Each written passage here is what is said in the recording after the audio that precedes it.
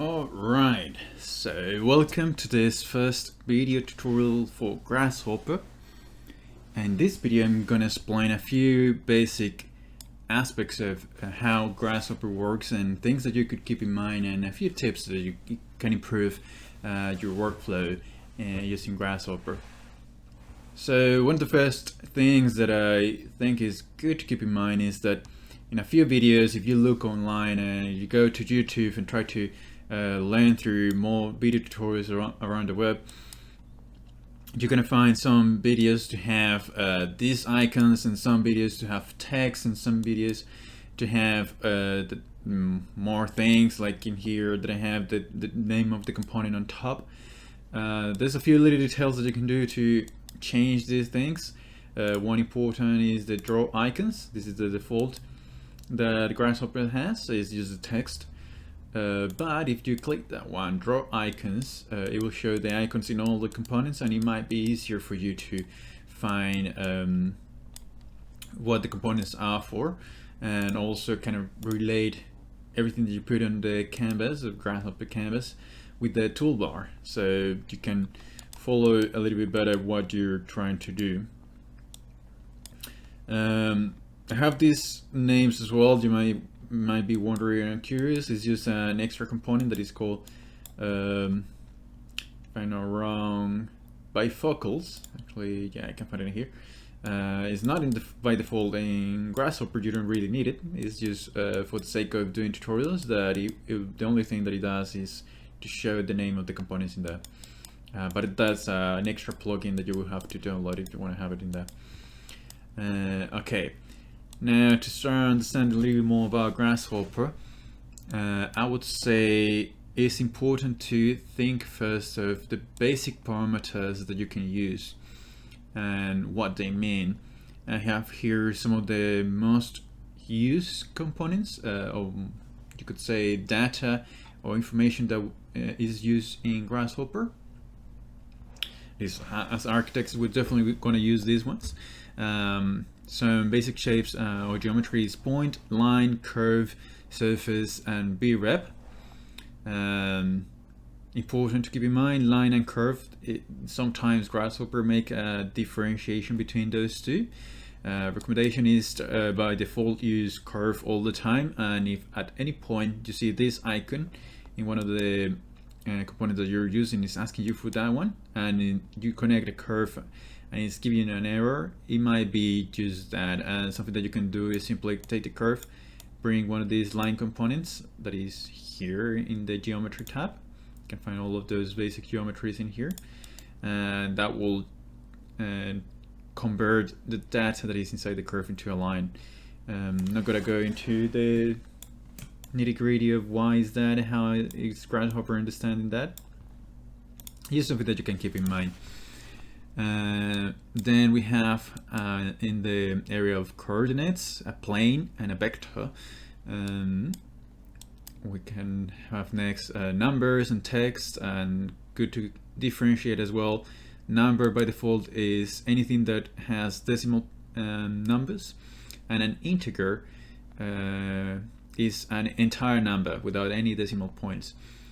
And sometimes it will give you issues if Grasshopper is looking for absolute number and you give it a decimal point number. So sometimes as well to keep to keep in mind, as it happens with line and curve. Finally, a few ones that will be common to find around is rectangle, mesh, and boolean. That sometimes have this component as an example. That this component is asking for a rectangular array cell, and by description a lot of components might be confusing, or the description doesn't make sense if you don't really understand what it's asking you for, if you haven't been working around programming for a while. And that's when the icons might be useful to have a look at. That in this case, as you can see, I'm gonna just move this around so it's easier to look next to the other one. As you can see, the icon that is asking in the description is exactly the one that is called rectangle.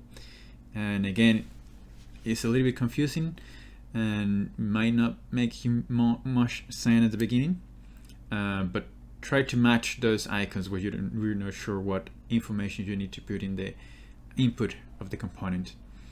So let's move it back in here. We're gonna see how this works in just a moment. So really important just to keep in mind something as well relevant to remember is that all these components that are here in the geometry tab, they're empty components. It's just as a reference or to convert one type of information to another or to grab some information. One of the most common uses is to create or bring a geometry from Rhino that I have here in behind into Grasshopper. For example, a point. If you click any of these components, actually, you will have the option to set one or multiple things. In this case, points will let you do that. Vectors as well. Mesh, set one, multiple. Some might change. Some might let you input the information yourself when you go into those options. But just to introduce information, in this case, let's say if I click in the set one point, it will let me set one by one. As you can see, if I click the set one point, it will only let me have one. And that's why it's differentiating between one and multiple. If I will have multiple points, I will have to be careful on using always that second option. And as you can see now, this information you can move it in Rhino, and that's one of the things. And you can do the same. For example, let's do this. You can also empty the parameter just by going here into clear values. Now let's do the opposite. Let's create go into Rhino a polyline and just create one basic polyline. There you go. And the way to bring it into Grasshopper is just right click, one curve, select, and then you have the curve. And then you can move things around. Something as well that it can be useful is that every time that you bring something from Rhino into Grasshopper, if you don't want to keep using it in Rhino, if you want just to save the Grasshopper file, that sometimes is better or quicker to just move one file instead to having Rhino and Grasshopper at the same time. You can go right click, internalize that, and now you can delete everything from Rhino and it won't give you any error. If you don't internalize the data, let's go Control Z that I'm pressing, and if I delete the data, this one curve now is attached. You can see if I move the curve, it's going to be attached, but if I delete the curve, it's going to empty the information from that component. So it's also important to keep in mind that sometimes you are working in Grasshopper and you're working inside a Rhino file, you bring some geometry from that Rhino file and then you save everything, but you try to use the Grasshopper file after and something is not working, or something is red, or something is orange, and it seems that something is just not going well. Might be that you had some geometry in Rhino that you attached to Grasshopper and now you don't have it anymore. So it's going to give you those issues. Okay, let's now go to the exercise. Let's first use this two rectangle components. And this is a component that it might be a little bit confusing sometimes, that if you go into the description and you see the icon, you see the example value that is giving you. Let me just actually empty this. This is just the rectangle component. I'm bring a new one, rectangle. And you see that it's going -1 to 1. And by logic, the first thing that you will try to do is just give it a number, let's say 100, and maybe make it 50, and you go, okay, 50, it's working fine. That might be the case, and I actually recommend you to just do what I did in there. Just put the component in the canvas and see what happens if you plug something in there. Just go to the description, try to look at the icon and see That's a plane, so what can I do with the plane? Maybe I can change the plane. And planes, actually you can bring any basic plane by typing the generic coordinates like x, z, y, z, x, y, and you can plug that into the plane component, and any component that is asking you for a plane or that has the icon of a plane, you can plug in any plane that you want. That will become quite useful when you're starting to rotate things and start working with more complex geometries, that it won't be attached to the plane, to the base plane, like to the ground. It will be attached to the surface of a building, and the surface is inclined, and then things start to get complicated. You can start working with the plane. That's why this rectangle has that plane input. For now, let's just keep it in the original coordinates, that actually if you delete everything, you can see in the information that it gives you as default is one locally defined value is xy, that if I connect it in here, xy is going to be the same. And sometimes I actually like to do this to just be able to right click and preview the values. So I clean a little bit of the Rhino viewport, so it's easier to see.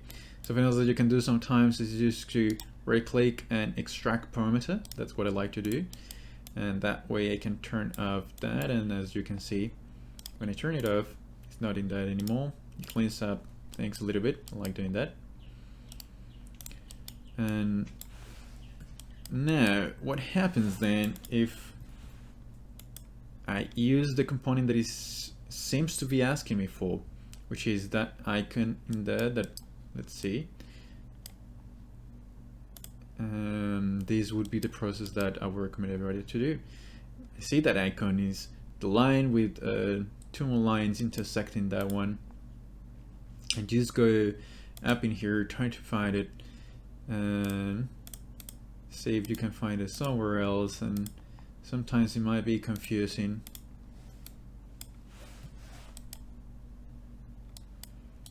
Or sometimes you can just extract that and just click this.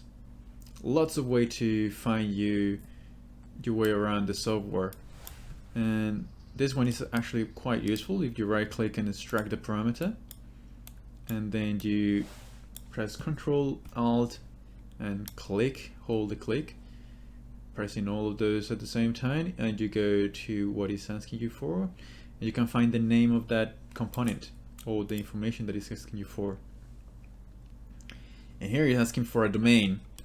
Then how can you find a domain? You double click and type domain, and you start to put all the components in the canvas that you find and see what you can do.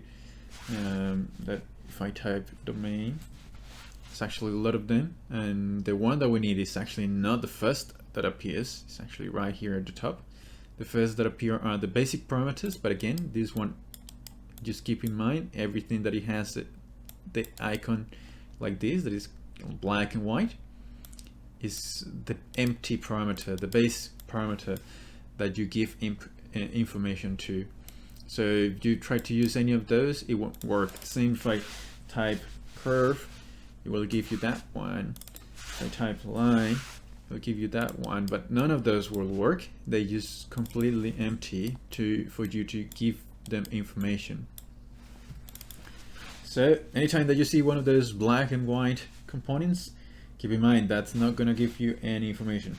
If I go back into domain, again, there's a lot of them. Just try to see if any of the components seems to give you something that might work. And also, the next step that I would keep in mind is just look at the default information that is giving you. So it's from one number to another, -1 to 1. And little by little you can find some of the components that you need. I know at the beginning it's quite confusing, it's a lot of components and it might take you some time, and you will have to be patient to really find your way around. And that's when tutorials on YouTube and just asking someone that knows about Grasshopper will come handy, just to really quickly start to learn all the components, because there's a lot of them, so it will take some time. Keep in mind all these tricks. Try to extract the parameters, Control Alt and click and see the name of those components and see what those are doing, and try to drag and drop information and try to connect, and little bit later you will get more and more familiar with all the components. Always go, like for example, actually I never use this component, and I would just go here. Okay, it's asking me for a curve, so what happens if I make a curve, and really quickly you can test things out. I'm just gonna make a random curve in here. Let's bring a curve, right click, set one curve, that's gonna be there. What happens if I plug in a curve? Okay, it's just giving me another curve, and it's asking again for a domain, so this is not the one that I'm gonna need for this domain. It's not the same, it's still asking for that one. So then you go back into the main, and a little bit later you can start looking for what you need.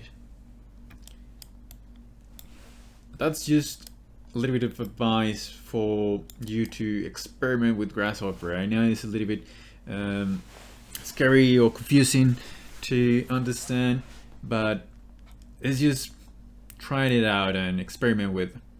And either way, I'm gonna be here all the time to help you out. I'm gonna keep doing some of these tutorials to give you more information, and a little bit later it will be easier and easier to start working with Grasshopper. Okay, to go back into the actual answer of this, is that little icon is this domain, is construct a domain. For those of you who don't know, domain is just simply a number, an information that goes from one number to another number.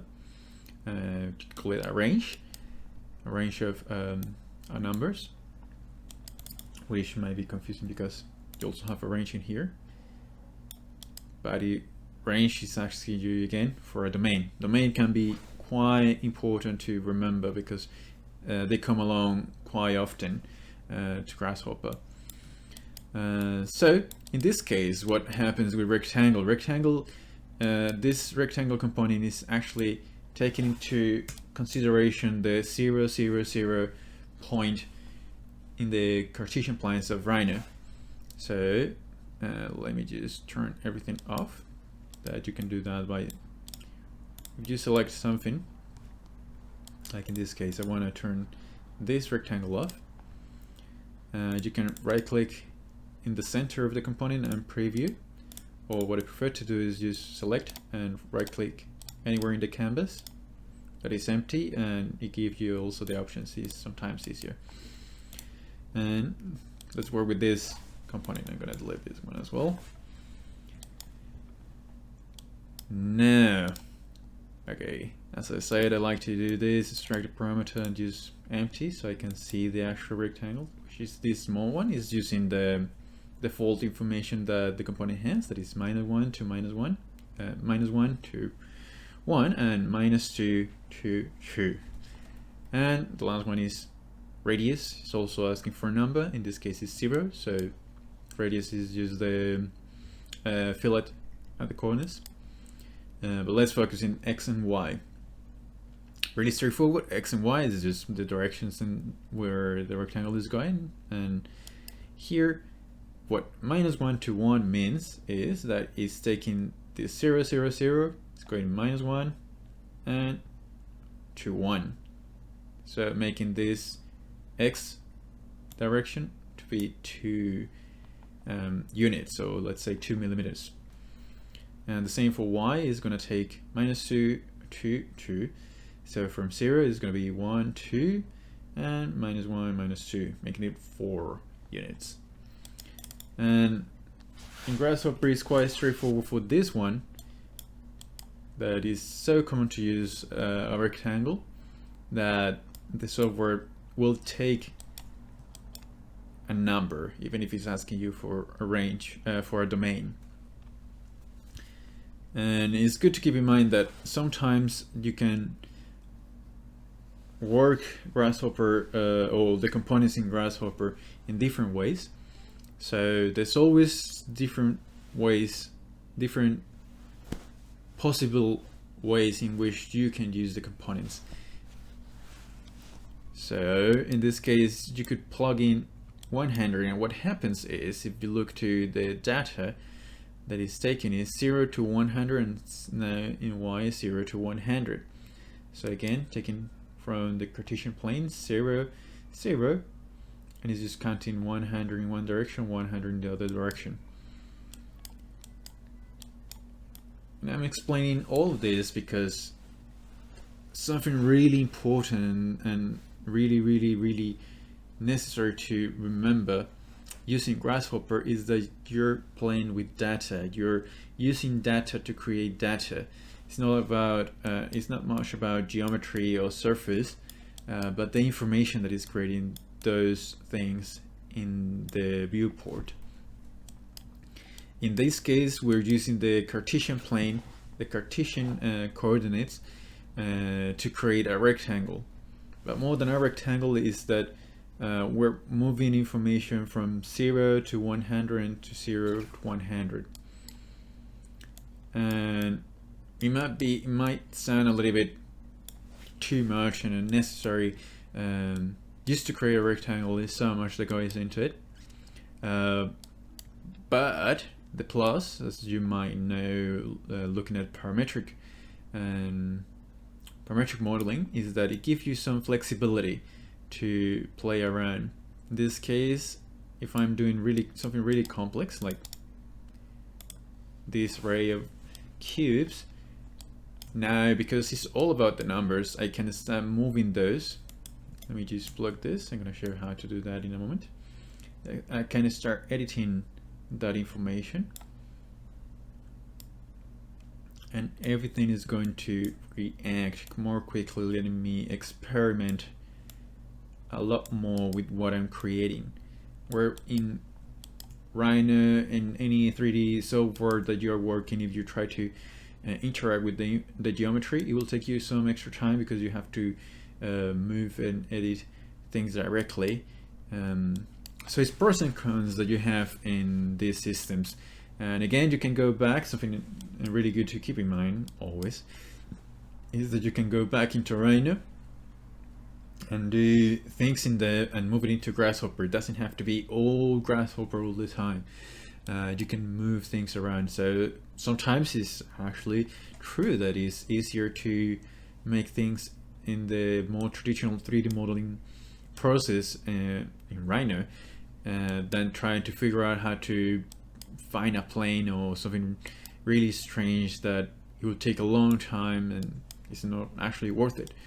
And you'll get used to it after using Grasshopper for a while to understand better what is useful to do in Rhino and what is useful to do in Grasshopper. But the important part right now is for you to understand the logic of the tools that Grasshopper give you.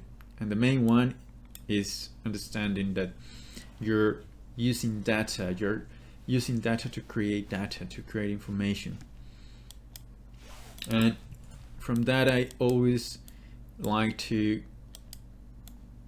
use these panels that you can find here on parameters, input panel. And you can also, you will see me doing this in tutorials really quickly, is to double click and type quotes, press enter. That's going to show you a panel as well. You can also do it by using 2 slashes, whatever feels more quick for you, and plug that into everything that I'm doing, just to see what is it that I'm getting. So in here, you can start going back and forward to see the information, how the information is moving through the components. You can see here that the number that I have in here starts to move in that direction, and it's going to give you width and height. If I was to have a different number in Y, so that's going to change as well, and it's just the numbers flowing through the graph into something more complex, like it would be this one. Which brings it to the next step, that is list, which I'm gonna go deeper into the next exercise. But it's something that you also will have to keep really close attention to. Okay. So after that, you can keep in mind then that you can give it a number to that rectangle, or just give it an actual domain, like is in here, that is 50 to 50. This is how you use the construct domain. It's literally one number to another number. And as you can see, I use a panel here just to visualize what the information is creating. If I plug that in here, you can see that now the rectangle is changing. And what it's doing now, let's actually hide this one and just show the rectangle. What it's doing now, if I use a domain, is taking again, counting from that 0 number, the distance or the units that is moving from that 0. If I go to minus 100 to 100, it's going to be a 200 rectangle. And I can make it go to 0, and now it's going to be just in the opposite direction. A few things to keep in mind. But you can keep it simple as well, just by giving it the 100, and the component knows to make it from 0 to 100. Next thing to keep in mind is how to give it numbers. And I've been using these components all the time. That is, if you type any number, say 20, when you double click, it will create a number slider that you can find here, number slider. And it's really handy to have. You go to one number to one number, you can select all of those. If you double click here in the name, you can be a little bit more, you can set things in any way that you want. You can give it a name even, and change a few things. Use real numbers or natural numbers, even or odd numbers. And then you can minimum, maximum, range, and things like that. Is lots of options that you can do.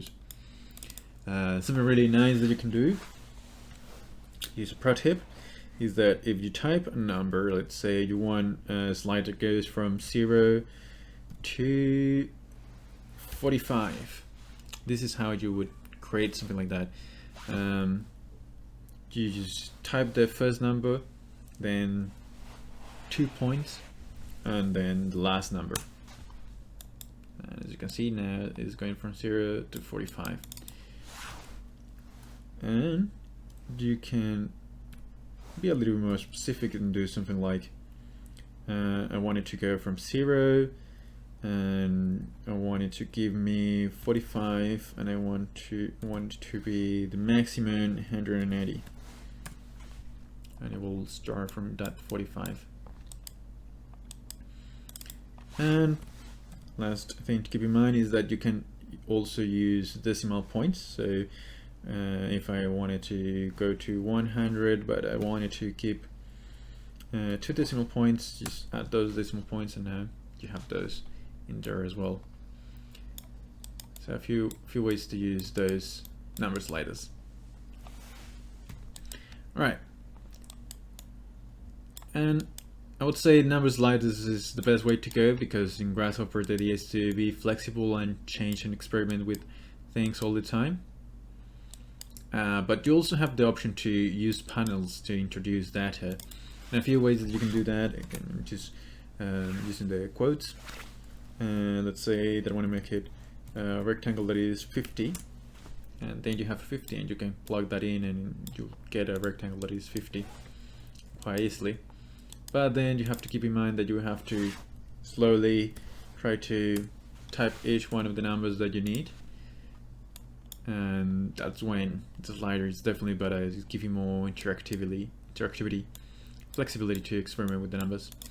But something really useful when you use panels is that you can create lists if you have a specific numbers that you want to use.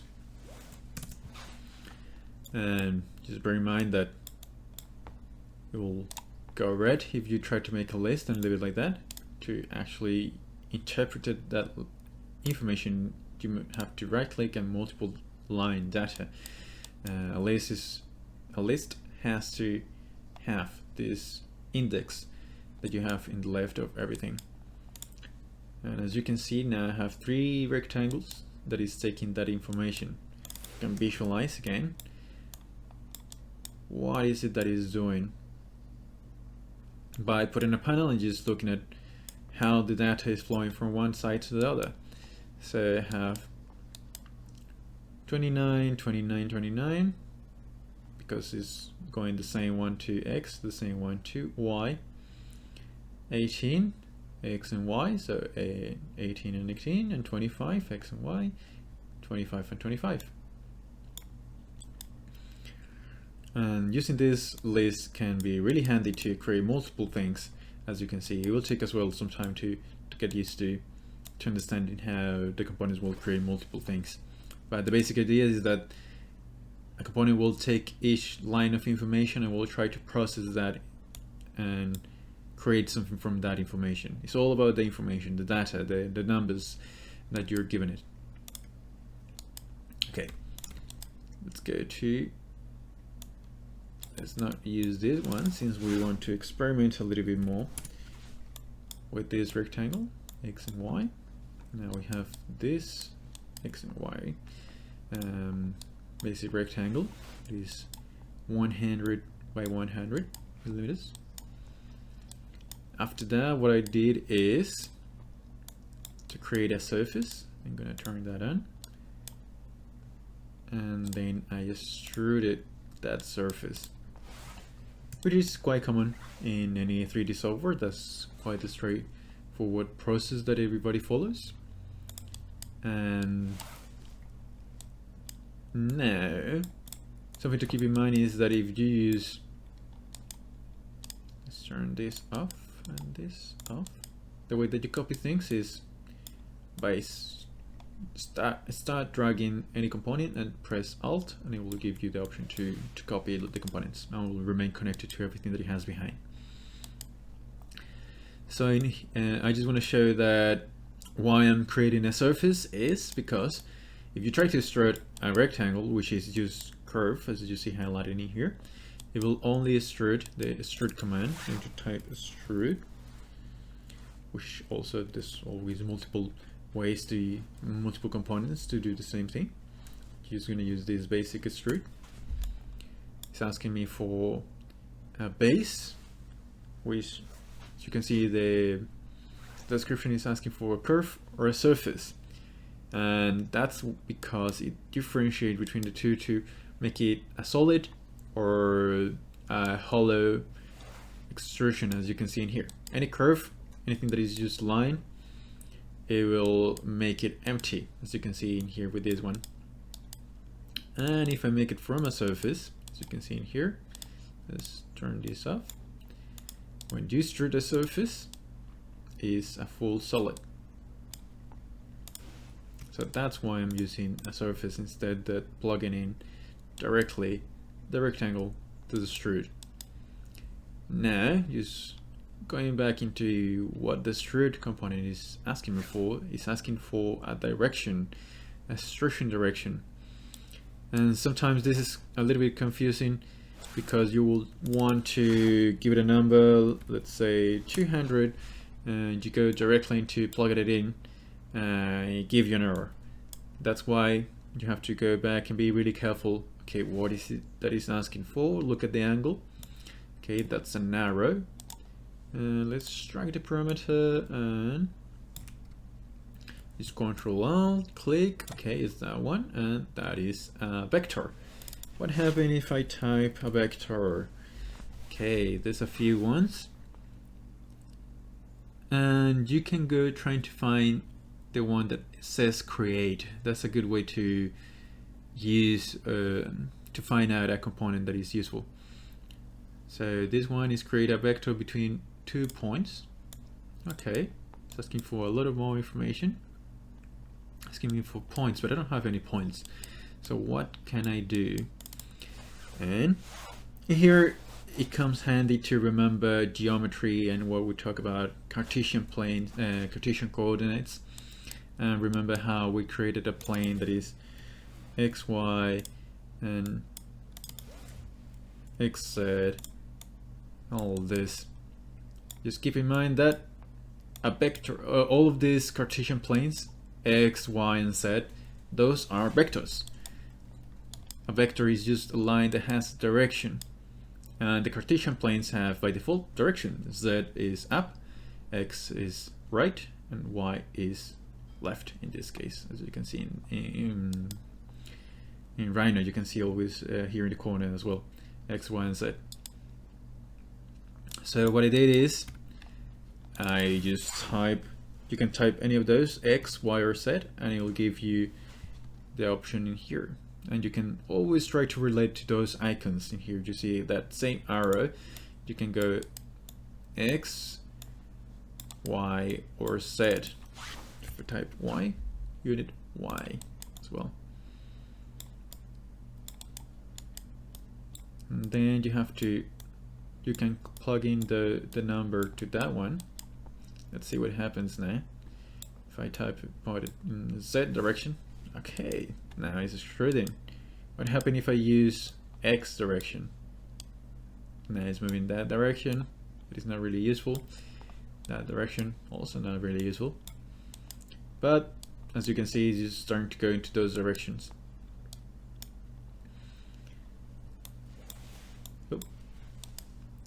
And again, just keep in mind, how is it that you find the information? Go into the icon, read what it's asking you for, try to understand what is it, what kind of information is that is asking you for, and what is it that you're going to obtain. Again, I like to just go back in here and see what's given me. To also get familiar with all the terms and different names that the software Grasshopper uses for different components, so you can also connect things. And finally, what I try to do to make an array, we can turn this on now. This is not too big. Let's make it the same as here. Let's make this smaller. This is when Grasshopper comes handy with the sliders to start adjusting things rather quickly and see what happens. So now I have this array. I just wanted to move those boxes in different directions, in this case use X and Y, and I just type array, and also multiple options. If you want to go into the Z direction as well, just make a box array. In this case, just rectangular array, very simple, X, Y. So that one, you can see is asking for geometry. Have that swirly black and white component. Something really good to keep in mind is that geometry, the component geometry in Grasshopper is basically everything. Anything that comes from geometry, rectangles, circles, cube, boxes, pyramids, cylinders, whatever it is, you'll probably be able to connect it into anything that says G or geometry. In this case, I'm just going to use the box and move it in X and Y, so my mind goes directly to the X and Y, and okay, it's asking me for a count, is a number, and is C. This is a good example of that number and integer differentiation. As you can see, this is asking for showing that 7 icon, as I showed in here. That number is 0.1 and integer is 7. So let's see what happens if I try to plug in something that is 3.5. and I plug it in there.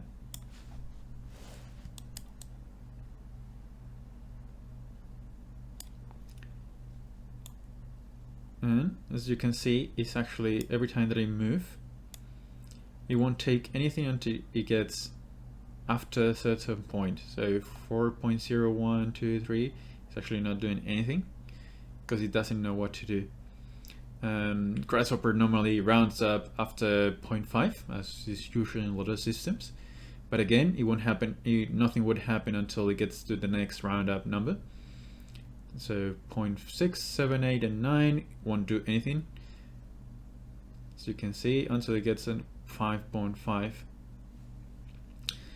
So that's a good differentiation between those number and integer number. That sometimes it will be just better to keep it in round numbers, and that decimal points. And this one is just tries to round up, but some will give you errors and won't let you work with that. And it's simply that if you see a number, the same number of elements in the array, and you try to give it something with a decimal point, it might not work if it asking only for that 7 icon. Okay. Finally, something that will happen if I don't have that last number, that is one that is also a little bit confusing, is this C that is for cell. The cell, what it means, and it's asking for rectangular array cell. I can say the first time that I saw that, I wasn't sure what it meant. I was completely confused on what to use, until I just saw pay attention to the value that is by default right down the it says one locally defined value, a rectangle, W10 H5, and I immediately thought of the information that you can find when you plug in this rectangle information. That's why I like to connect everything that I create new into a panel, just to see what it's given me. That following logic and what we know, it would be a little bit hard to really understand that Grasshopper will ask you for a rectangle in this way. But after I saw that, and again, I didn't do this at the beginning, and now I recommend it to everybody. Just look at the icon, and you can do it again. Right click, extract parameter, Control Alt, and try to see where it's going, and try to follow that path of information to see what it's asking. And it's asking for literally a rectangle. So then you can connect a rectangle in there, any kind of rectangle. But what you want to do is you give it a rectangle that is actually the same or bigger than the original rectangle. So you can actually plug the rectangle where everything is coming from, which is this one that we used to create the base rectangle. But as you can see, is actually touching each of the cubes that we created, because it's exactly the same distance that we had before. But what we want to do, and I actually changed this to the wrong one, is that I'm just going to make an expression, something also quite useful to keep in mind for Grasshopper and its expressions. You can bring this by double click and type in actually expression. What it will give you is this little icon that you can double click again and start typing any math equation. And this goes back into algebra and arithmetic and all of that good stuff, but you can keep it simple as something like x plus y, and then you can just give it a number and just, let's say 10 for x, and just make it 7, and the result will be x plus y. but it gets fun when you start to using it with other components. In this case, I want to take the original number that is given it that I'm giving it to this rectangle component to create the base geometry that I have.